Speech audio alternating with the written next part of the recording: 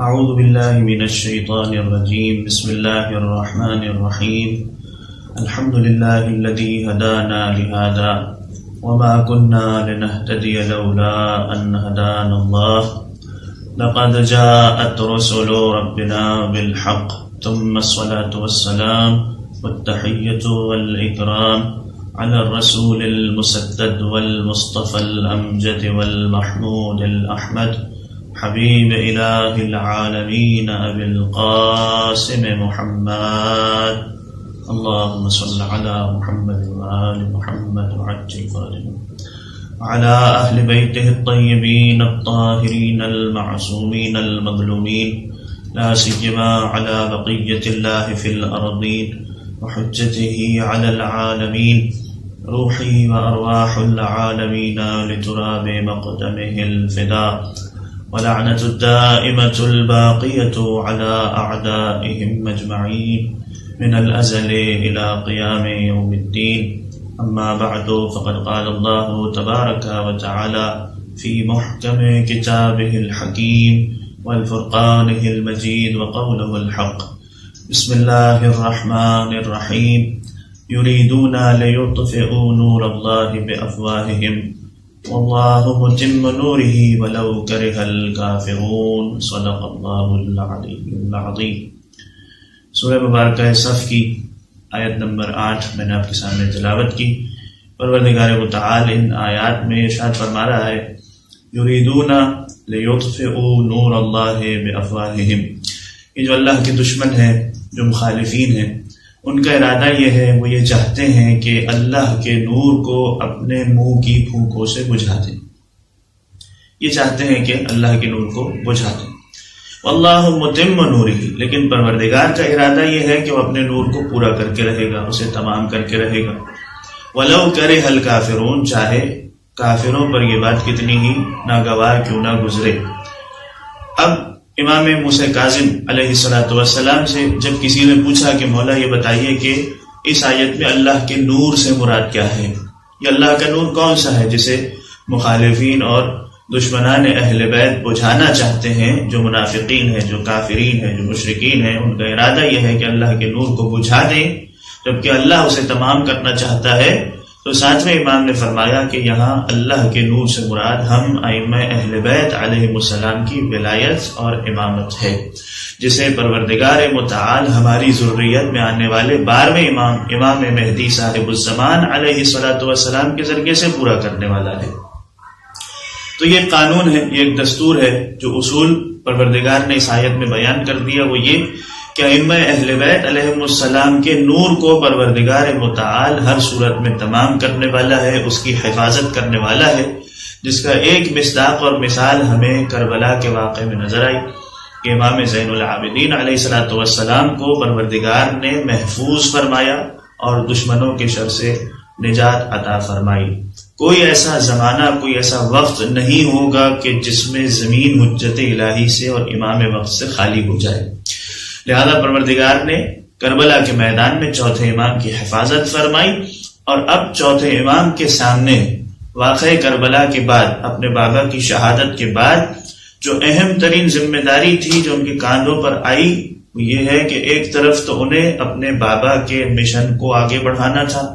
ان کے غم کی یاد کو ہمیشہ لوگوں کے دلوں میں تازہ رکھنا تھا، اور دوسری طرف انہیں اپنے تبلیغ کے کام کو بھی آگے بڑھانا تھا، جو ائمہ طاہرین علیہ السلام کا مشن ہے۔ تو اپنے بابا کے غم کو کس طرح سے زندہ رکھا کہ تاریخ میں ہم دیکھتے ہیں 35 سال تک، جب تک میرا مولا زندہ رہا، اپنے بابا کے غم کو مناتے رہے، مختلف انداز سے لوگوں کے سامنے اس غم کو، اس حزن کو، واقعہ کربلا کو پیش کرتے رہے۔ چوتھے امام ہی کے ایک فرزند ہیں، وہ ارشاد فرماتے ہیں کہ واقعہ کربلا سے مدینہ پلٹنے کے بعد ہمارے خاندان کی عورتوں کا یہ عالم تھا کہ وہ اپنے شہیدوں پر رونا چاہتے تھے، بچوں کو اپنے ماں باپ پر، اپنے قتل ہو جانے والے، اپنے شہید ہو جانے والے بھائیوں پر گریہ کرنا تھا، انہیں کھل کر رونے کا موقع نہیں ملا تھا۔ لہذا چوتھے امام کا یہ طریقہ کار تھا کہ جب بیبیاں اور بچے مدینے میں بیٹھ کر غم منایا کرتے تھے وہ نہ کبھی اپنے بالوں میں تیل لگاتے تھے، نہ آنکھوں میں سرما لگاتے تھے، نہ انہوں نے کبھی بالوں میں کنگھی کی۔ دن اور رات ان خواتین کو، ان بچوں کا کام یہ تھا کہ وہ اپنے شہیدوں پر ماتم کیا کرتے تھے، اپنے قتل ہو جانے والے لوگوں کا غم منایا کرتے تھے۔ اور چوتھے امام اس غم کو کس طرح سے زندہ رکھتے تھے، کس طرح سے ان کا ساتھ دیتے تھے؟ چوتھے امام کے فرزند فرماتے ہیں کہ وہ ان بیویوں کے لیے، خاندان والوں کے لیے کھانے کا انتظام کیا کرتے تھے تاکہ ان کے غم میں کوئی رکاوٹ پیدا نہ ہو، وہ عزاداری کرتے رہیں، وہ ماتم برپا کرتے رہیں اور اپنے شہیدوں کا غم مناتے رہیں۔ اس انداز سے چوتھے امام نے اس غم کو زندہ رکھا۔ دوسری طرف جو اہم ذمہ داری چوتھے امام کے کاندھے پر تھی کہ انہیں دین اور شریعت کی حفاظت کا بھی کام کرنا تھا، احکام الہی کو لوگوں کے سامنے پیش کرنا تھا، حلال اور حرام کو بیان کرنا تھا، اپنے نانا کی شریعت کو زندہ رکھنا تھا۔ یہ ایک اہم ترین مشن اور منصوبہ ہوتا ہے، ذمہ داری ہوتی ہے ہر امام وقت کی۔ لیکن وہ سب سے خطرناک حالات تھے کہ جس میں چوتھے امام نے اپنے عہدہ امامت کو سنبھالا۔ اگر ہم پوری تاریخ اسلام پر نگاہ ڈالیں، کسی بھی نبی کو، حتیٰ شاید کسی امام کو بھی اتنے خطرناک اور مشکل ترین حالات میں امامت سنبھالنے کا موقع نہ ملا جس حالات میں چوتھے امام نے اپنی ذمہ داری کو سنبھالا ہے۔ آخر وجہ کیا ہے؟ اس لیے کہ آپ دیکھیں واقعہ کربلا میں یزیدی فوج نے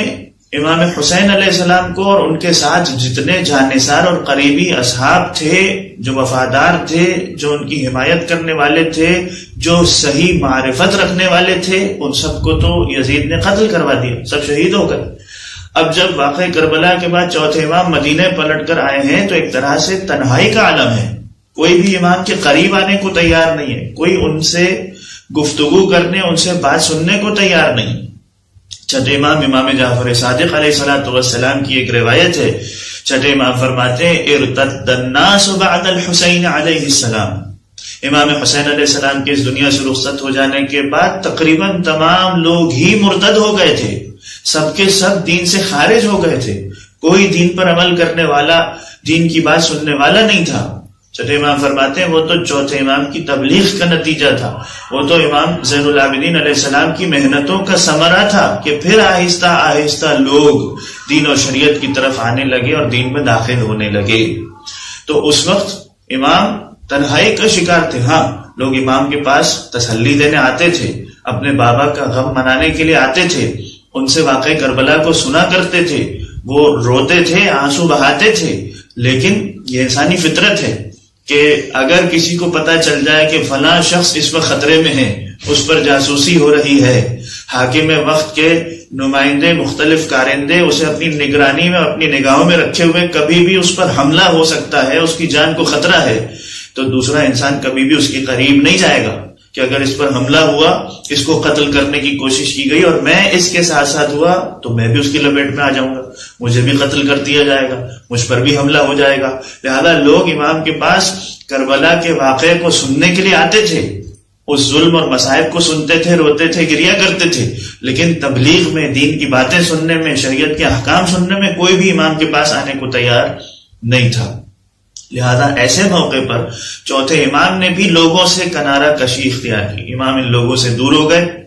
61 ہجری میں واقع کربلا، 61 ہجری میں واقع کربلا پیش آیا اور 64 ہجری میں یزید ملعون اس دنیا سے رخصت ہوا، پھر نار ہوا، واصل جہنم ہوا۔ ان 3 سالوں کے درمیان چوتھے امام جب مدینے پلٹ کر واپس آئے ہیں تو مدینہ میں قیام نہیں کیا، امام اپنے گھر والوں کو لے کر مدینے سے باہر ایک گاؤں ہے، ایک چھوٹا سا علاقہ ہے ینبع،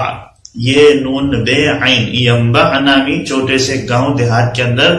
اپنے گھر والوں کو لے کر کے جاتے ہیں، وہاں ایک چھوٹا سا حجرہ، ایک جھونپڑی نما گھر بناتے ہیں اور اس میں اپنے گھر والوں کو لے کر وہاں پر سکونت اختیار کرتے ہیں جب تک کہ یزید فی النار نہیں ہوا۔ اس کی ایک اور وجہ بھی ہے، ایک تو یہ کہ لوگ ان کی بات سننے کو تیار نہیں تھے، کوئی ان کے پاس آنے کو تیار نہیں تھا، تو امام خود بھی ان سے دور ہو گئے۔ دوسری اس کی اہم ترین وجہ جو علماء نے لکھی ہے تحقیق کرنے کے بعد، کہ جب مدینے والوں نے اس قدر ظلم کی داستان سنی جو امام حسین علیہ السلام پر ہوا، تو آہستہ آہستہ ان میں جوش اور جذبہ پیدا ہونے لگا کہ آخر یہ یزید کیسا انسان ہے کہ خلیفۃ المسلمین بن کر، مسلمانوں کا خلیفہ بن کر بیٹھا ہوا ہے، لیکن رسول کے نواسے کو اس طرح ظلم کے ساتھ شہید کر دیا، اور نہ صرف ان کے مردوں کو قتل کیا بلکہ ان کی خواتین کو بھی اس طرح سے شہر بشہر تشہیر کیا گیا، ان کو اسیر کیا گیا، ان کو رسیوں اور زنجیروں میں جکڑا گیا۔ تو یہ کیسا انسان ہے؟ یہ کیسے مسلمانوں کا خلیفہ بن کر کے بیٹھا ہوا ہے؟ مدینے میں ایک وفد، ایک جماعت، ایک گروہ تیار ہوا کہ ہم خود جائیں گے شام، دمشق جا کر قریب سے یزید کا مشاہدہ کریں گے کہ آخر یہ کیسا انسان ہے، اس کو اس بات کا حق ہے بھی صحیح کہ یہ مسلمانوں کا خلیفہ بن سکے۔ وہ جماعت جب گئی اور جا کر انہوں نے دیکھا کہ یزید تو شارب الخمر ہے، شراب پیتا ہے، علل اعلان کھلم کھلا، تارک الصلاۃ ہے، نمازوں کو قضا کرتا ہے، اپنی محفلوں میں اپنے محل کے اندر رقص اور سرور اور موسیقی کی محفلیں برپا کرتا ہے، جو بندر نچانے والا ہے، جو کتوں کے ساتھ کھیلتا ہے۔ جب یہ ساری چیزیں ان مدینے والوں نے قریب سے اپنی نگاہوں سے مشاہدہ کی کہ یزید کی تو یہ حالت ہے، تو انہوں نے طے کر لیا کہ اب مدینے میں کوئی بھی یزید کا حاکم حکومت نہیں کرے گا۔ واپس آنے کے بعد مدینے میں یزید کا جو گورنر تھا عثمان ابن محمد، اسے مدینے سے باہر نکال دیا۔ مدینے کے اندر بنی امیہ کے جتنے لوگ تھے سب کو بھگا کر مدینے سے باہر نکال دیا کہ اب بنی امیہ والا کوئی بھی مدینے کا حاکم ہم نہیں بننے دیں گے۔ اور عبداللہ ابن حنظلہ کی سربراہی میں، یہ کون ہے؟ حنظلہ کے بیٹے۔ حنظلہ وہ ہے کہ جسے غسیل الملائکہ کا لقب خود اللہ کے رسول نے دیا تھا۔ جب ان کی شہادت ہوئی تو اللہ کے رسول نے بیان کیا تھا کہ ملائکہ نے آ کر ان کو غسل دے دیا ہے، انہیں اب الگ سے غسل دینے کی ضرورت نہیں ہے، جن کا مقام اتنا بلند تھا۔ ان کے فرزند ہیں عبداللہ ابن حنظلہ، ان کی سربراہی میں مدینے میں ایک لشکر تیار ہوا اور انہوں نے طے کر لیا کہ اب کسی بنو امیہ والے کو مدینے میں داخل نہیں ہونے دیں گے۔ جب اس کی خبر یزید کو شام میں پہنچی ہے تو وہاں سے یزید نے مسلم ابن عقبہ کی سربراہی میں ایک بہت بڑا لشکر بھیجا۔ جب لشکر بھیجا تو اب ادھر امام زین العابدین علیہ السلام جانتے ہیں کہ مدینے والوں میں ایک طرح سے عارضی طور پر جوش اور جذبہ ولولہ تو پیدا ہوا ہے کہ وہ امام حسین علیہ السلام کے خون کا بدلہ لیں،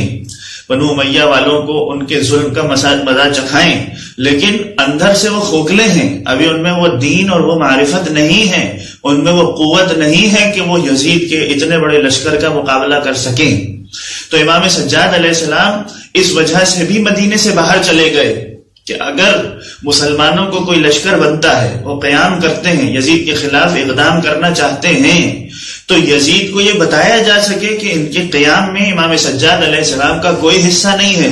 میں نے ان کو قیام کرنے کے لیے نہیں کہا ہے، یہ ان کے اندر اپنا خود جوش و جذبہ ہے، ان کے اندر اہل بیت سے کچھ محبت اور مودت ابھی بھی باقی ہے، یہ ظلم کی داستان کو سن کر برداشت نہیں کر سکے، یہ چاہتے ہیں کہ اس کا بدلہ لیں، لیکن میں نے ان کو اس قیام پر نہیں اکسایا اس لیے کہ میں تو مدینے سے باہر بیٹھا ہوا ہوں۔ دوسرا یہ کہ امام یہ بھی جانتے ہیں کہ اگر یہ اس وقت اقدام کرتے ہیں اور قیام کر کے یزیدی فوج کا مقابلہ کرتے ہیں تو یہ کامیاب ہونے والے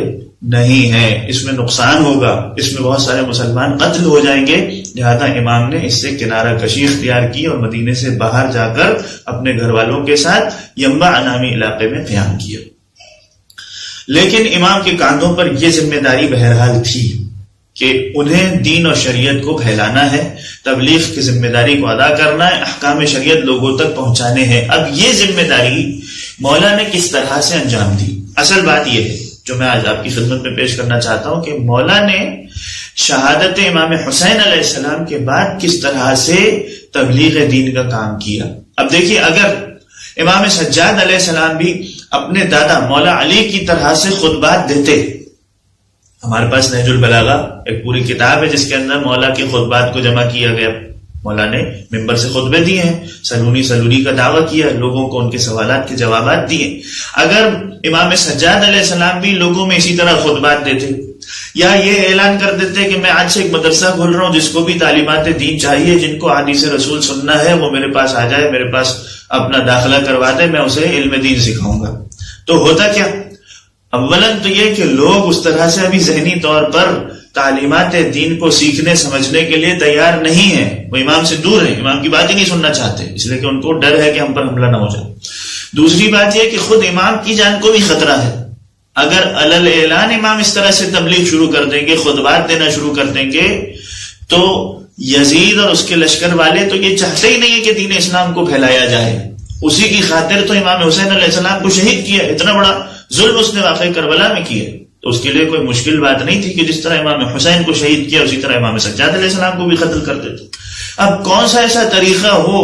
کیسے منصوبہ بنایا جائے، کیسے ٹیکنیکلی امام اس کام کو، اس ذمہ داری کو انجام دیں کہ ان کی جان بھی محفوظ رہے اور لوگوں تک دین اور شریعت کی باتیں بھی آہستہ آہستہ پہنچتے رہیں، ان کی تربیت کا انتظام ہو سکے. ایک بہترین منصوبہ جو امام نے اختیار کیا وہ کیا تھا؟ اپنے گھر میں غلاموں کو خرید کر لایا کرتے تھے، کچھ عرصہ انہیں اپنے پاس رکھتے تھے، ان کی ٹریننگ کرتے تھے، انہیں دین کے احکام سکھایا کرتے تھے، قرآن اور حدیث کی تعلیمات انہیں بتایا کرتے تھے، اور اس کے بعد آہستہ آہستہ انہیں آزاد کر کے مدینے کے معاشرے میں گھروں میں بھیجا کرتے تھے کہ اب جب یہ میری تربیت یافتہ فوج مدینے میں جائے گی تو ہر گھر کے اندر دین کا پیغام پہنچ جائے گا. سید ابن طاووس کی ایک کتاب ہے الاقبال، اس میں وہ یہ جملہ لکھتے ہیں کہ امام سجاد علیہ السلام کے گھر میں 1 سال سے زیادہ کوئی غلام ٹکتا نہیں تھا. یعنی اس 1 سال کے دوران امام کر کیا رہے؟ 1 سال کے دوران جو بھی غلام آتا ہے اسے اتنا مضبوط کر دیتے ہیں دینی اعتبار سے، عقائد، اس کے حلال و حرام کے مسائل، شریعت کے احکام، اسے اس طرح سے سکھا دیتے ہیں کہ اب وہ عالم بن گیا ہے، اب اس میں تقویٰ ہے، اس میں پرہیزگاری ہے. اب اگر یہ معاشرے میں جائے گا تو نہ صرف یہ کہ صحیح طور پر خود دین پر عمل کرے گا بلکہ دوسروں کو بھی دین اس طرح سے سکھا دے گا کہ وہ بھی صحیح دین پر عمل کرنے والے بن جائیں گے. سید ابن طاووس لکھتے ہیں کہ بعض علماء نے ان غلاموں کی تعداد کہ جسے امام نے خرید کر تربیت کیا، انہیں دین سکھایا، 50,000 کے قریب بنتی ہے. 50,000 غلام 35 سال کے اندر، واقع کربلا سے لے کے 95 ہجری تک، 95 ہجری تک، جب تک امام زندہ رہے، بعض علماء نے اس کی تعداد 50,000 لکھی ہے کہ اتنے غلاموں کو مولا نے تربیت کر کے آزاد کیا تاکہ اس کے ذریعے سے دین پھیلے. اب دیکھیے کتنا بہترین منصوبہ ہے. اگر کوئی شخص اپنے گھر میں غلام کو خرید کر غلام کا بیسک مقصد کیا ہوتا ہے کہ وہ گھر میں آ کر اپنے مولا، اپنے آقا کی خدمت کرے، گھر کے کام کاج کرے، مثلا کھانا پکائے، کپڑے دھوئے، گھر کی صفائی ستھرائی کرے. اگر اس طرح کوئی اپنے گھر میں غلام کو خرید کر لاتا ہے، کسی کے بھی ذہن میں یہ آئے گا کہ امام مدرسہ کھول کے اس کو اپنا شاگرد بنا کے دین کی تعلیم دے رہے؟ کوئی بھی یہ محسوس نہیں کرے گا. تو کتنی بہترین پلاننگ ہے، کتنا بہترین منصوبہ ہے. بازاروں میں جا کے مولا نے خطبے نہیں دیے، اعلان نہیں کر دیا کہ آج میں مدرسہ کھول رہا ہوں، بلکہ اپنے گھر سے، اپنے ہی غلاموں کے ذریعے سے دین کی تبلیغ کا آغاز کیا. اور کبھی مولا نے ان غلاموں کو غلام نہیں سمجھا. جو زمانے کے عرب کے آقا سردار سید ہوا کرتے تھے، وہ اپنے غلاموں پر کتنا ظلم کرتے تھے. ہم نے حضرت بلال علیہ السلام کی رضی اللہ عنہ کی داستانیں سنی، کس طرح سے ان پر ظلم ہوتا تھا. ان کے سینے پر بھاری پتھر رکھا جاتا تھا، انہیں صحرا اور ریگستان کی گرم مٹی کے اوپر لٹا دیا جاتا تھا، اور ان سے زبردستی اقرار لینے کی کوشش کرتے تھے کہ تم اس دین سے بیزاری کا اعلان کرو، رسول سے بیزاری کا. لیکن وہ پھر بھی اس دین سے دور ہونے کو تیار نہیں تھے. کس قسم کے مظالم ان غلاموں پر ہوتے تھے. یعنی ان کو ایک جانور کی طرح سے ٹریٹ کیا جاتا تھا، انہیں گدھے گھوڑے کی طرح سے ٹریٹ کیا جاتا تھا. اس زمانے کے اندر غلام کا یہ مقام ہوتا تھا. تو امام نے کبھی ایسے لوگوں کو اپنا غلام نہیں سمجھا کہ جیسے مرضی چاہے میں ان کو ماروں، جیسے مرضی چاہے میں ان سے خدمت لوں، انہیں جانوروں کی طرح نہیں. بلکہ امام کا انداز وہی ہوتا تھا کہ جیسے شہزادی کونین سلام اللہ علیہا کا انداز تھا اپنی کنیز جناب فضہ کے ساتھ. تاریخ میں ہم نے سنا ہے کہ جب جناب فضہ شہزادی کونین کے گھر میں آئی ہیں تو انہیں اپنی بہن قرار دیا کہ ایک دن اگر جناب فضہ خدمت کرتی ہیں اور شہزادی آرام کرتی ہیں تو دوسرے دن شہزادی کونین گھر کے کام کرتی ہیں، وہ خدمت کرتی ہیں اور فضہ آرام کرتی ہیں. یہی انداز امام نے اپنے غلاموں کے ساتھ اختیار کی. تبھی تو یہ سب اتنے قریب تھے امام کے کہ امام جو بتا رہے ہیں، امام جو سکھا رہے ہیں، ان کے اندر جو دین کی تعلیمات پہنچا رہے ہیں اس کو وہ قبول کر رہے ہیں. اور اتنا وہ قریب ہوتے تھے کہ امام ان کو ایک بہت بڑا عالم بناتے تھے. یعنی حتیٰ مدینے کے اندر عام مسلمان شاید اتنا بڑا عالم نہیں ہوگا جتنا امام کے گھر میں تربیت پانے والا غلام عالم تھا. جیسا تقوی اور پرہیزگاری امام کے گھر میں غلام کی تھی ویسے ایک مسلمان کے پاس بھی نہیں تھی۔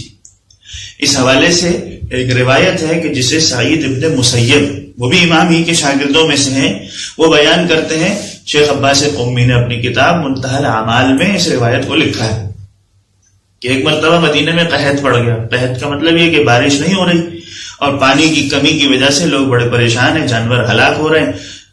درختوں کو پانی نہیں مل رہا، زیادہ کھیتی باڑی نہیں ہو پا رہی، غلہ اناج نہیں اگ رہا۔ امام نے اپنے غلاموں کو حکم دیا۔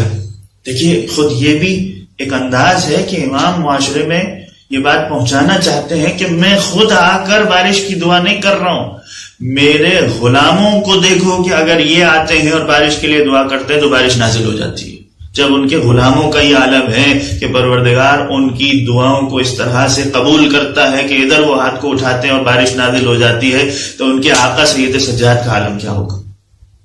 غلاموں کو بھیجا، کچھ غلام گئے صحرا میں جا کر دعا مانگی لیکن بارش نہیں ہوئی۔ سعید ابن مسیب کہتا ہے لیکن ایک غلام جو حبشی تھا، سیاہ فام تھا، اس کو میں نے دیکھا کہ وہ پہاڑ کی چوٹی پر کھڑا ہو گیا اور ایک مرتبہ ہاتھوں کو اس طرح آسمان کی طرف بلند کیا، اپنے منہ سے کچھ دعا کے الفاظ پڑھے اور جیسے ہی اس نے ادھر دعا مانگی اور ادھر سے بارش نازل ہونا شروع ہو گئی۔ اتنی موسلادھار بارش ہوئی کہ ہمیں خوف ہو گیا کہ کہیں ہم پانی میں غرق نہ ہو جائیں۔ اس منظر کو جب میں نے دیکھا تو میں سمجھ گیا کہ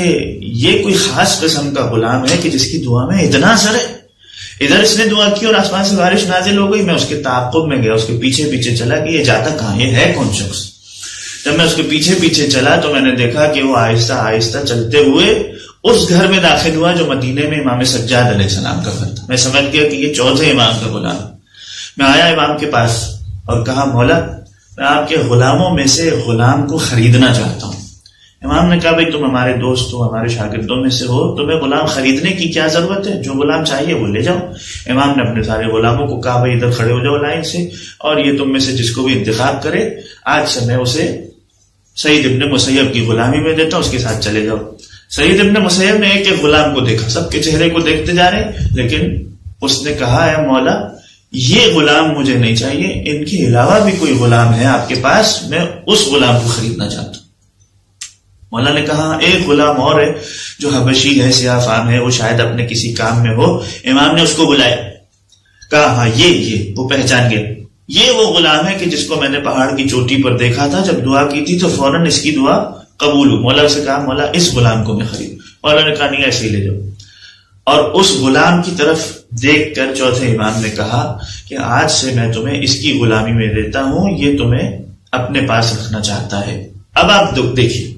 یہاں وہ ہمیں تقوی نظر آ رہا ہے، وہ تربیت جو چوتھے امام نے اپنے غلاموں کی ہے۔ روایت کہتی ہے کہ جیسے ہی اس سیاہ فام غلام کو پتا چلا کہ میں اب چوتھے امام کی غلامی سے نکل کر سعید ابن مسیب کی غلامی میں جا رہا ہوں، اس نے سعید ابن مسیب سے پوچھا بھائی امام کے اتنے سارے غلام ہیں، تم نے ان سب کو چھوڑ کر کے میرا انتخاب کیوں کیا، اور کوئی غلام لے لیتے، ان کو کیوں نہیں، تمہیں تو خدمت ہی کرانے ہیں نا، اپنے گھر کے کام کرانے ہیں، کسی اور کو لے جاؤ، مجھے کیوں لے، میرے اندر ایسی۔ اس نے کہا میں نے تمہیں دیکھا تھا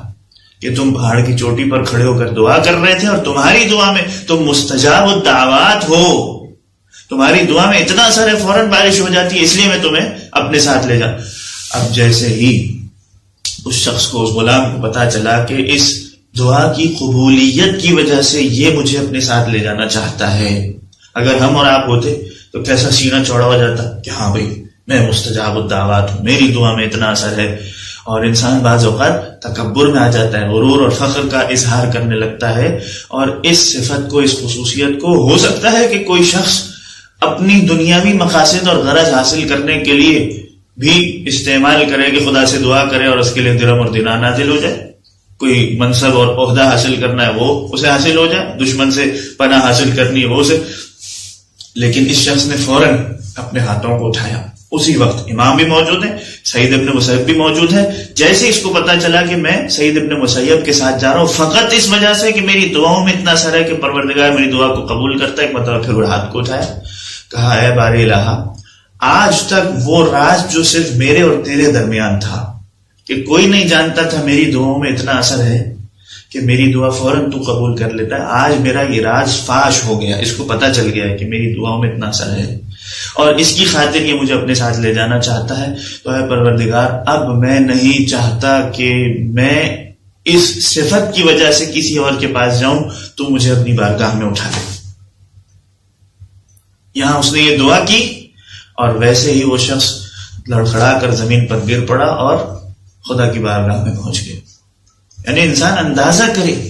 تقویٰ کا کیا معیار ہے, کس معرفت کی منزل پر پہنچا ہوا ہے کہ اس مستجاب الدعوات کی صفت کو کسی اور کے لیے استعمال بھی نہیں کرنا چاہتا, اپنے لیے تو نہیں, کسی کے لیے بھی. صرف کس خاطر کہ پروردگار مجھ سے راضی رہے, صرف خدا کی رضا خوشنودی کے لیے میں اپنی صفت کو استعمال. یعنی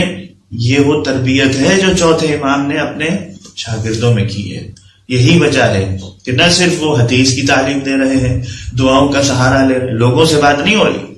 پروردگار سے راز و نیاز ہو رہا ہے, مناجات ہو رہی ہے. کتنی دعائیں, پورا ایک کتابچہ, ایک مجموعہ جمع ہو گیا, ٹھیک ہے نا, صحیفہ سجادیہ, صحیفہ کاملہ کے نام سے ہر موقع پر دعا. ہمارے پاس بارش کی دعا ہے, والدین کی مغفرت کی دعا ہے, اولاد کے لیے دعا ہے, عرفہ کی دعا ہے, کتنی الگ الگ مجموعے دعاؤں کے موجود ہیں کہ ہر موقع پر امام خدا سے بات کرتے جا رہے, سکھاتے لوگوں کو جا رہے ہیں, جس میں عقائد بھی موجود ہیں, دین کے معارف بھی موجود ہیں, احکام دین بھی موجود ہیں, اور ساتھ ساتھ تفسیر قرآن کا علم بھی لوگوں کو سکھاتے جا رہے ہیں. تو خلاصہ یہ ہے کہ امام نے جب تربیت دی ہے تو کبھی یحییٰ ابن ام طویل جیسے صحابی ہمارے سامنے آئے, کبھی سعید ابن مسیب جیسا صحابی بن کر باہر نکلا, کبھی ابو حمزہ صومالی جیسا کہ جسے امام نے اتنی طولانی دعا تعلیم دے دی جو ماہ رمضان میں سحر کے وقت میں پڑھی جاتی ہے. اگر انسان صرف اس دعا کو پڑھے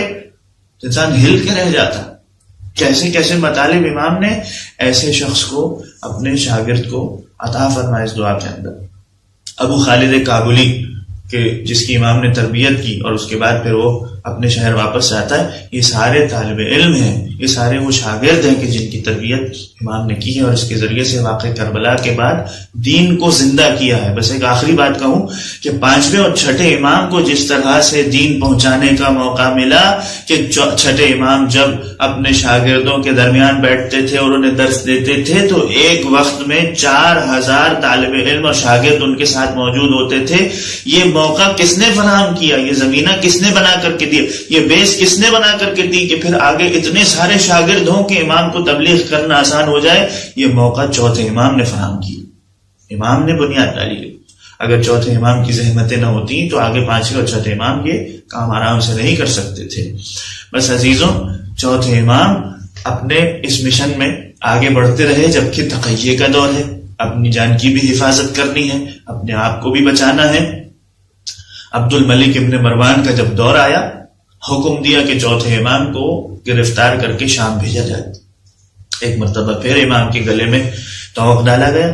ہاتھوں میں زنجیریں پہنائی گئی, پیروں میں بیڑیاں ڈالی گئی, اور اس حالت میں پھر ایک مرتبہ چوتھے امام کو مدینے سے شام کی طرف لے جایا جا رہا ہے. زہری کہتا ہے میں امام سے ملنے کے لیے آیا اور اس حالت کو دیکھا تو رونے لگا. کہا مولا میرا جی چاہتا ہے کاش یہ ہتھکڑیاں اور بیڑیاں آپ کے ہاتھوں اور پیروں میں نہ ہوتی, ہم اس زنجیروں کو, ان ہتھکڑیوں اور بیڑیوں کو پہن لیتے اور آپ اس مشکل سے, اس تکلیف سے آزاد ہو جاتے. مولا نے کہا کیا تم سمجھتے ہو یہ بیڑیاں, یہ زنجیریں ہمیں اذیت دیتی ہیں, ان سے ہمیں کوئی تکلیف ہوتی ہے؟ ہمیں پروردگار نے اتنا اختیار دیا ہے, اتنا تصرف دیا ہے کہ اسے اپنے آپ سے دور کرنا چاہیں تو دور کر سکتے ہیں. اور اب زہری کہتا ہے جیسے ہی چوتھے امام نے یہ جملہ کہا تو میں نے دیکھا کہ وہ بیڑیاں, وہ ہتھکڑیاں, وہ زنجیریں جو امام کے جسم پر تھیں امام سے جدا ہو گئی, امام اس سے آزاد ہو گئے, اور امام کو اب اس سے کوئی تکلیف نہیں ہو رہی تھی. یہ امام کا تصرف ہے, یہ امام کا اختیار ہے, یہ وہ اذن ہے جو پروردگار نے اپنی حجتوں کو عطا فرمایا ہے. اگر یہ اذن اور اختیار میرے چوتھے مولا کو واقع کربلا میں مل جاتا تو میرے مولا وہ منظر نہ دیکھتے کہ اپنے بابا کے جنازے سے رخصت ہو رہے ہیں اور دیکھ رہے ہیں کہ تپتی ہوئی صحرا کی زمین پر بابا کا جنازہ بے گور و کفن کے پڑا ہے. عجیب حالت ہے, چہرے کا رنگ بدلتا جا رہا ہے, جسم پر لرزہ طاری ہے, زینب نے دیکھا کہ میرے بھتیجے کی عجیب حالت ہے، کہا اے بیٹا سید سجاد آخر یہ تیرا کیا عالم ہے، کہیں ایسا نہ ہو کہ ابھی روح پرواز کر جائے۔ حسین کی وصیت یاد آئی، کہا اے بھوپی اماں اس جوان کی کیا حالت ہو کہ جس کے بابا کا جنازہ اس طرح سے بے گور و کفن کے تپتی ہوئی زمین پر پڑا ہو، جس کے بھائیوں کو اس طرح سے ذبح کر دیا گیا ہو کہ خاک اور خون میں غلطہ ہو۔ سید سجاد کو اس بات کا بڑا غم تھا کہ میں اپنے ہاتھوں سے اپنے بابا کو دفنا نہ سکا۔ ہاں 3 روز بعد مولا اعجاز امامت سے آئے تھے، اپنے بابا کو دفنا دیا تھا، لیکن ایک اور بڑا غم تھا کہ جو چوتھے امام کو تھا کہ جب بھی ان سے سوال کیا جاتا تھا کہ سب سے بڑی مصیبت کہاں پڑی تو کہا کرتے تھے الشام الشام الشام۔ شام میں کیا مصیبت تھی؟ شام میں یہ مصیبت تھی کہ اپنی نگاہوں سے ہر غیرت مند امام یہ منظر دیکھ رہا تھا کہ میری پھوپھیوں کو، میری ماؤں بہنوں کو بے بخنا اور چادر کس طرح سے پھرایا جا رہا، کہ اعلان کرنے والا اعلان کر رہا رسول کی نوازیوں کا تماشا دیکھو، علی اور فاطمہ کی بیٹیوں کا تماشا دیکھو۔ الا لعنت اللہ علی القوم الظالمین وسيعلم الذين ظلموا آل محمد ایام انقلبی ينقلبون ربنا تقبل منا انك انت السميع العليم برحمتك يا ارحم الراحمين۔